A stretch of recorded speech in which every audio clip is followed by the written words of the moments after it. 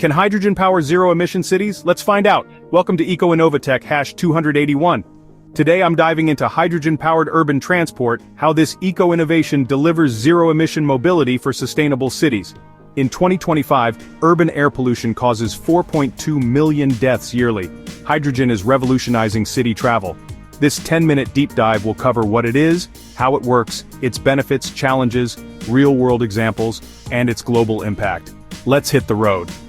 First question, what is hydrogen-powered urban transport? It's a system using hydrogen fuel cells to power buses, trains, and trams, emitting only water. In 2025, Tokyo deployed 100 hydrogen buses, cutting emissions by 5,000 tons per city data. It's a bold eco-innovation for zero-emission mobility. Online excitement is fueling up. So how does it work?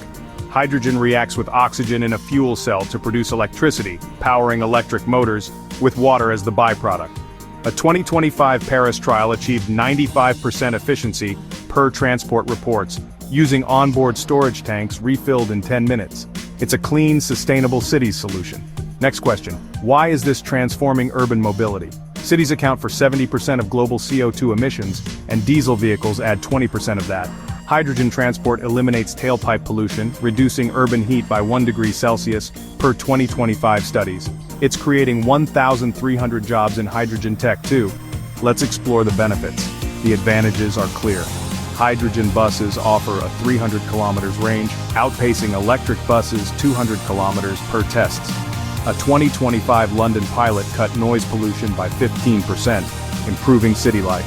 It supports renewable energy integration using excess solar or wind power, boosting zero-emission mobility.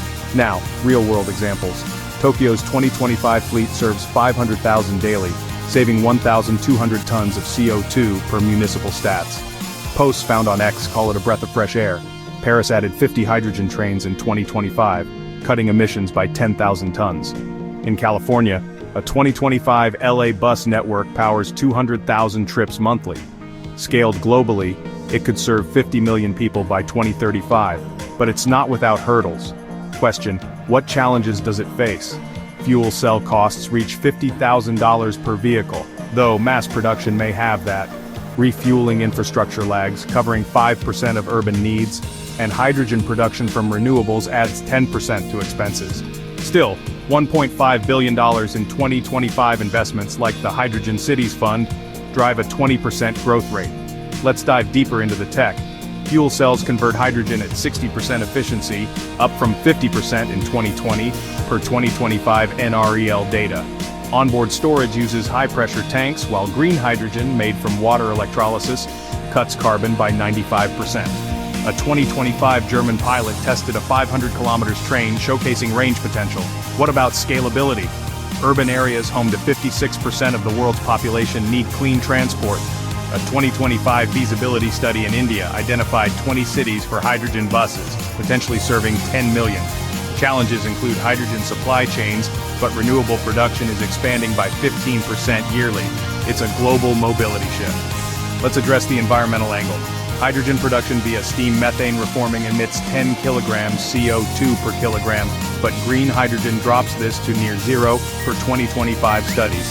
A 2025 Spain project used solar hydrogen, maintaining 98% air quality. Balancing production and use is key. Finally, the big picture.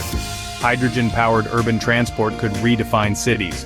With emissions up 2% yearly, this eco-innovation offers hope.